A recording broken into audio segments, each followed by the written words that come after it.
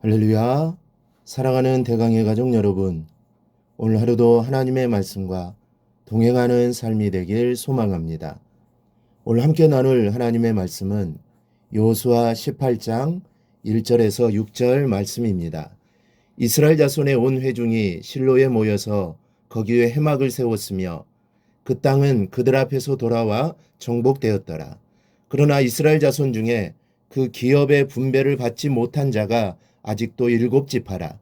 여호수아가 이스라엘 자손에게 이르되 너희가 너희 조상의 하나님 여호와께서 너희에게 주신 땅을 점령하러 가기를 어느 때까지 지체하겠느냐. 너희는 각 지파에 3사람씩 선정하라. 내가 그늘을 보내리니 그들은 일어나서 그 땅에 두루다니며 그들의 기업에 따라 그 땅을 그려가지고 내게로 돌아올 것이라. 그들이 그 땅을 7부분으로 나누되 유다는 남쪽 자기 지역에 있고 요셉의 족속은 북쪽에 있는 그들의 지역에 있으니 그 땅을 7부분으로 그려서 이곳 내게로 가져오라. 그러면 내가 여기서 너희를 위하여 우리 하나님 여호와 앞에서 제비를 뽑으리라. 아멘. 이스라엘이 땅을 분배하는 과정에서 나머지 7지파가 마음이 상하여 소극적인 태도를 취하게 됩니다. 가나안 중심부의 기름진 땅을 유다 지파와 요셉 지파가 먼저 다 차지한 것에서 온 이 불만이었습니다. 이 쉽지 않은 문제가 발생한 것입니다. 사실 땅을 분배하는 순간에 각 지파들이 얼마나 예민했겠습니까? 한번 정하여주면 영원히 변하지 않는 것이 이 땅의 영역입니다. 게다가 누구인들 기름지고 풍성한 땅을 갖고 싶지 않았겠습니까? 그래서 불만이 많았는데 여호수아는 이 문제를 잘 해결해 나갔습니다. 제일 먼저 길갈에 있던 여호와의 회막을 실로로 옮겼습니다. 그리고 여호와를 향한 예배를 회복하고 언약에 대한 인식을 백성들에게 깨우쳐 주었습니다. 그리고 여호수아가 취한 행동이 있습니다. 먼저는 기업 분배에 소극적이던 지파들을 책망했습니다. 3절에 보니 여호수아가 이스라엘 자손에게 이르되 너희가 너희 조상의 하나님 여호와께서 너희에게 주신 땅을 점령하러 가기를 어느 때까지 지체하겠느냐 그랬습니다. 왜 지체하느냐는 것입니다. 지체하지 말라는 것입니다. 이 땅은 하나님께서 너희에게 주신 땅이므로 어서 빨리 거민들을 쫓아내고 정복하여 가지라는 것입니다. 이는 분배에 대한 불만을 품고 소극적으로 행동하는 7지파에 대한 책망입니다. 그런데 참으로 보기 좋은 모습을 볼 수 있습니다. 여호수아의 책망을 백성들이 받아들이고 있다는 사실입니다. 기분이 상한 데다가 책망까지 하면 이 럭비공처럼 튀기 쉽습니다. 이 목회를 하다 보면 제일 어려운 것이 책망입니다. 책망이 아닌 권면하는 것도 이게 보통 어려운 것이 아닙니다. 대부분의 사람들이 책망과 권면을 받아들이려 하지 않기 때문입니다. 기분 상해합니다. 기분 나빠합니다.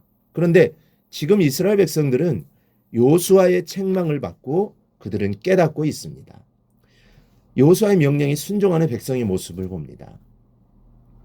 책망을 마친 여호수아는 백성들에게 이런 명령을 내립니다.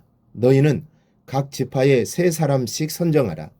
내가 그들을 보내리니 그들은 일어나서 그 땅에 두루다니며 그들의 기업을 따라 그 땅을 그려가지고 내게로 돌아올 것이라 그럽니다.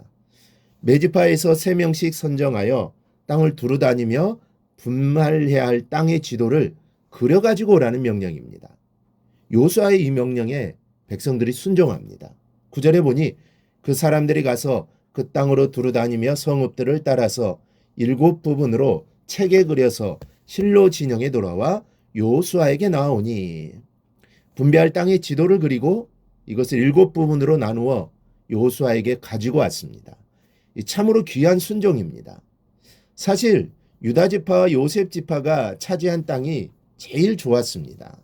하지만 이스라엘 백성들은 여호와의 말씀을 순종으로 받습니다. 여호와께서 하신 일이라고 믿고 순종합니다. 그리하여 각 지파별로 땅의 분배가 은혜롭게 잘 끝나게 됩니다. 10절을 보면 여호수아가 그들을 위하여 실로의 여호와 앞에서 제비를 뽑고 그가 거기서 이스라엘 자손의 분파대로 그 땅을 분배하였더라. 여러분, 기업을 분배하는 일이 이토록 순조롭게 진행될 수 있었던 것은 백성들의 순종이 있었기 때문입니다. 요수아가 제 아무리 공평하게 일을 한다 해도 백성이 따라주지 않으면 이거는 될 수 없는 일입니다. 그런데 백성들은 자신들의 상한 마음을 믿음으로 극복했습니다. 여호와께서 하시는 일이라고 믿고 순종했습니다. 이 믿음이 있었기에 아름다운 끝이 있을 수 있었던 것을 잊지 마시기 바랍니다. 대강교회도 이 같은 모습으로 충만하기를 바랍니다.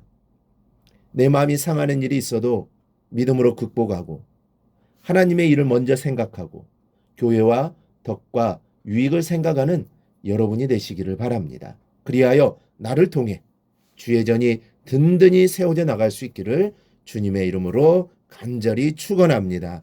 오늘 묵상한 말씀을 굳게 잡고 삶으로 실천하며 살아내는 대강의 모든 성도들이 되기를 축복합니다.